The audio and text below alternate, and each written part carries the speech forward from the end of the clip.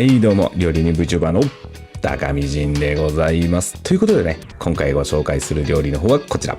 はい、スープオピストでございます。で、こちらの料理なんですけども、フランスのどちらの郷土料理かと言いますと、せーの、ドン、はい、プロバンス地方になりますね。で、こちらね、もう今の時期、夏野菜たっぷりね、召し上がれる、もう本当に体の癒しになるスープですので、ぜひぜひね、覚えていってください。それじゃあね、早速皆さんのグラフィックボードの方をインフィニティにします。じゃあいきますよ。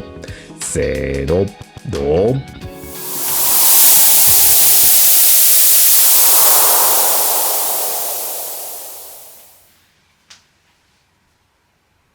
はい、では材料の紹介です。でまずね、トマト、玉ねぎ、そしてさやいんげん、ズッキーニ、ニンニクですね。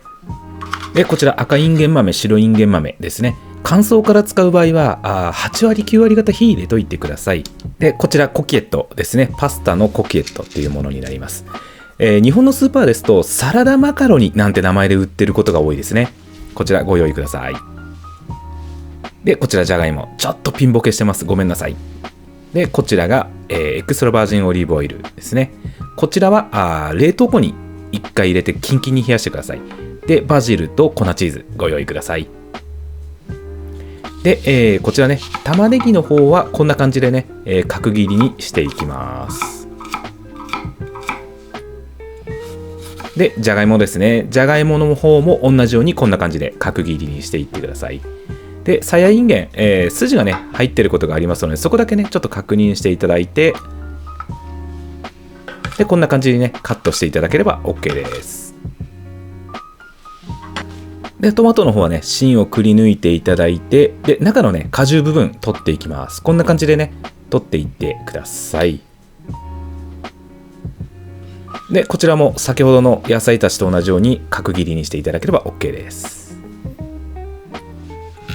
でズッキーニですね。こちらのズッキーニちょっと大きかったので、半分ぐらいの量で大丈夫ですね。で種の部分を取っていただいて、同じようにこんな感じで角切りにしていただければ OK です。でニンニクですね。潰していただいて中の芯を取っていただいて、で粗くね、カットしておいてください。じゃあそのね玉ねぎを軽く炒めていきます。油をひいて軽く炒めていただいたら、そこに赤いんげんと白いんげん入れていきます。赤いんげんはキロリンビーンズっていう名前で売られてることが多いですね。でそれを軽く炒めていただいて、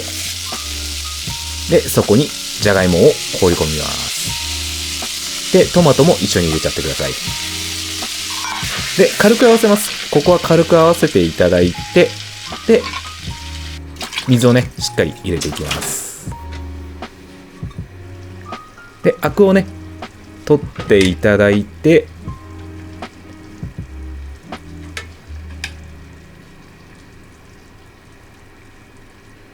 でまずはじゃがいもにしっかり火が入っているのを確認していただいて、次に、乾燥から戻した場合はこちらのね、豆の火入れ、も確認してください。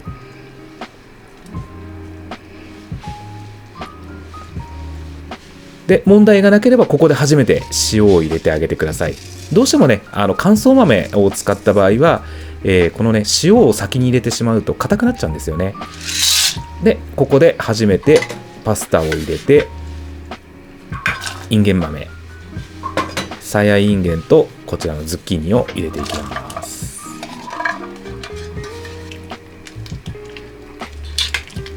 でここからねパスタが火入るまで、この間にピスの方を作っていきましょう。バジル、ニンニク、そしてねこちら冷凍庫でキンキンに冷やしたオリーブオイルですね。こちら入れていきます。どうしてもねミキサーの熱で、こうね熱くなってしまいますので、ここはねオイルの方をキンキンに冷やしてます。でちょっと珍しいんですけども、このね、果汁のトマトの部分も入れちゃいます。こんな感じでピス作っていただければ OK です。でアクを取っていただければ、でねパスタに火が入りましたので、ここで火を止めていただいて、でこのピスをね軽く2杯ほど入れます。でここは優しく軽く混ぜていただいて、もうここまでで OK です。これ以上回す必要はなくて、あとは盛り付けです。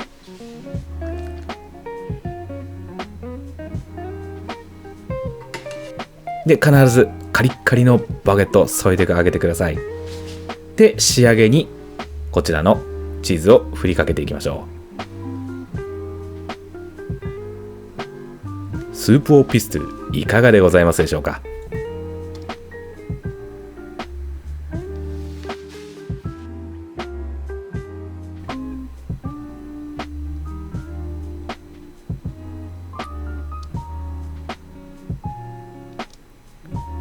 では実食です。いただきます。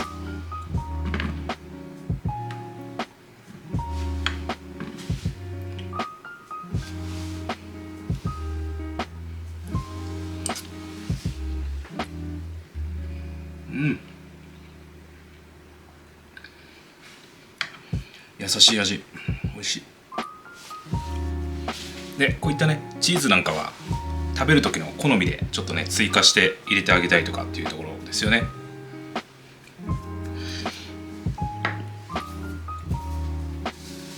でお好みで、ピストゥなんかもちょっとプラスで入れてこう召し上がっても全然 OK っていうところですよね。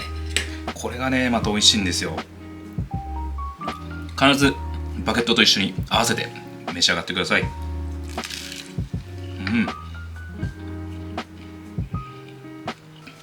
こちらのねスープピストゥ、スーパーで比較的こうお求めやすい夏野菜でこう構成されてますので非常に作りやすいです。でこのねもうバジルの香りが何といっても最高ですね。はい、ぜひねお試しください。はいどうもお疲れ様でした。いかがでございますかね。スープオピストゥでございました。ちょうどね今の季節なんかこう夏野菜がこう出揃ってきたところで、このスープなんかねまさにうってつけのスープだったりします。はい、ではね、ここからはねちょっと専門的なお話をさせていただきたいなと思いますので、お付き合いのほどよろしくお願いします。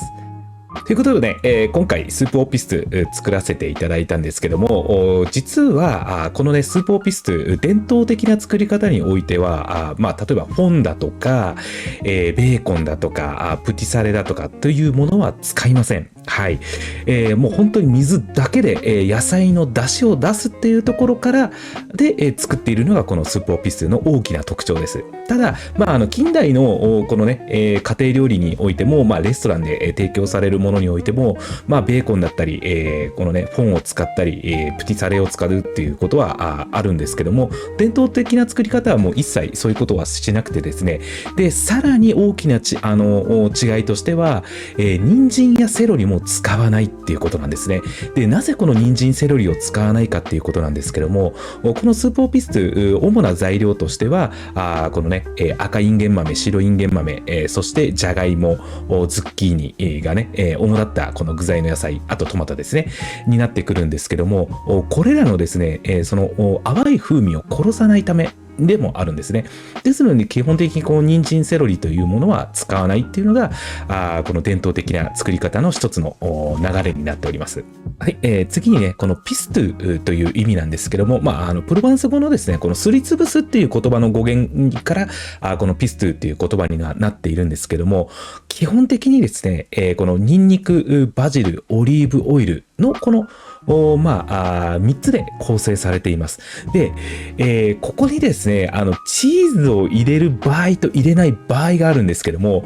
これはもう現地でも2つの派閥に分かれてるっていうぐらいのものです。で私は、チーズは入れません。このピストに関してはチーズは入れません。なぜかっていうことなんですけども、基本的にこのニンニク、フレッシュ、バジルとオリーブオイルこの3つで、こう構成するときにモルティっていう乳鉢で作るのが一番ベストなんですね。基本的にこのピストゥを作るときは乳鉢でこうグリグリグリってこう潰すのがいいんですけども、なかなかこの乳鉢を持っていない方が多いので、今回はこう未キサーでこう作ってはいるんですけども、その時にですね、このチーズを加えた時に、モルティーであれば特に問題はないんですけども、ミキサーで回した時にガムのようにダマになってしまう可能性が非常に高いんですね。で、それがあるので、私はチーズは最後に加えて、食べる時にさらに加えてこうね、後乗せで召し上がった方が、よりね、こう複雑味がこうできて、私は美味しいなと思って、この方法にしております。で、あとですね、トマトの果汁を合わせているところありますよね。あれミキサーで回す時にですね、どうしてもやっぱりそのオリーブオイルだけでやってしまうと思うと、オリーブオイルを冷凍庫に入れて、キンキンに冷やしてます。で、これは、できるだけこのね、バジルの活変を防ぐために温度をガンって下げて、低い温度から回してあげることで、できるだけ色よくはしていっているんですけども、どうしても回らなくなってしまうというところで、トマトの果汁を入れています。若干やっぱり色は悪くなってしまう部分はあるんですけども、これをしてあげることで、そのピストゥ自体の乳化も促進されますので、非常にね、出来上がりとしての仕上がりは非常にいい状態になったりします。はい、それとですね、このピストゥという、ものがですね、プロバンスの、代表するソースの、ソースピストゥだったりとか、いうところと、同じものにはなってはくるんですけども、これがですね、結構イタリア料理のそのペストジェノベーゼですよね。これとですね、結構混同されてる方がすごい多いんですよ。で、そこの違いは何なのかっていうことなんですけども、単純に松の実を入っているか入っていないかっていう、ここのね、違いになってきます。で、まずイタリアのペストジェノベーゼの場合は、このね、松の実が入ることによって、このナッツの重厚なコクが入ってるんですよね。で、逆にこのピストゥの場合は、オリーブオイルの果実味とこのバジルの青々しいこの鋭い香りがね、こう直接的にこう際立つように作っているっていうこの違いがあります。で、ここからが、またね、ややこしい話にはなってくると思うんですけども、じゃあ、一体全体、じゃあ、このピストゥの歴史っていうものはどういうふうになっているかっていうところのお話を今からしていきたいなと思います。はい、ここからはね、スープピストゥの歴史背景のところをお話しさせていただきたいなと思います。で、このね、スープピストゥなんですけども、ジェノバ周辺からですね、このプロバンス地方の、このニース周辺にですね、移民が非常に多く来た時期がありました。で、大体18世紀後半から19世紀にかけてですね、かなりの移民が流入してきたっていうところがあるんですけども、その時、彼らが持ち込んできたこのジェノバのペストの技術がですね、プロバンスのこの、バジルとオリーブオイルと結びついて、で、松の実を省いた形でピスとして、定着したっていうのが歴史的な大きな背景にあります。で、そこからですね、農民の料理としてのアイデンティティがすごい強くなっていきまして、で、この、当然ね、夏に食べるスープっていうようなところで、このね、農園ですよね。家庭菜園でできた野菜を大きな鍋でグツグツっと煮込んで、まかない的な料理だったっていうところがありますよね。で、その時に当然肉を入れるっていうのがなかなかね、贅沢ではあったんですけども、その代わりですね、この白インゲン豆とか赤インゲン豆を入れて、この貴重なタンパク源を補っていって、で、パスタを入れて、この炭水化物を入れていってっていうような形で、実は非常に合理的な栄養学にも基づいた非常にね、この料理としての背景があったりします。そしてね、やっぱり何と言っても、このね、フランス料理を語る上では、絶対に出てくる話にはなってくるんですけども、やっぱり大航海時代以降に成立した料理でもあるんですよね。で、このね、スープピストゥというものが完成したのは、もう当然この大航海時代以降になってきます。で、どういうことかというと、やっぱりこの、主要食材であるこのインゲン豆だったりとか、ズッキーニ、トマト、ジャガイモは全部ですね、アメリカ大陸発見以降ヨーロッパに持ち込まれた、この新大陸の作物っていうところですよね。で、これがやっぱりこの時代にですね、この世界的にもやっぱりそうなんですけども、大きく食の転換点が変わっていった時代だなっていうところで、非常にそういった歴史背景が非常に色濃く感じられるスープの一つだったりします。はい、ではね、話の方は一度また料理の方に戻させていただくんですけども、こちらね、召し上がる時のお話にはなってくるんですけども、このスープが完成、したところで、一度必ず火を止めます。で、火を止めたところで、完成したピストゥの大体半分量、もしくは本当に少量でもいいんですけども、まずこれを直接鍋に入れて、で、これを優しくかき混ぜてから、これをですね、残りのピストゥの方は器に入れて、で、これを別皿でこうね、添えさせていただくっていうのが、あとはもうこのゲスト自身がそれを加えて召し上がるっていうのが、このスタイルになってきます。はい。で、この時に、先ほどもお話ししたんですけども、チーズ入れる入れないの問題も出てはくると思うんですが、この時にもね、別添えでチーズを添えていきます。で、この時の絶対的なチーズのルールとしても、ピストゥに入れるにしても、このね、最後に加えるにしても、どちらにしても必ずチーズは加えます。チーズが入らないっていうことは絶対にないので、どちらかには入っているっていうのが、このスープピストゥのルールになってきます。はい、以上がね、スープオピストゥのお話でございました。本当にね、この今の時期ね、このね、野菜たっぷり食べられる、非常にね、体に優しく、そしてね、健康的なスープだったりしますので、ぜひぜひね、チャレンジしていただければなと思っております。はい。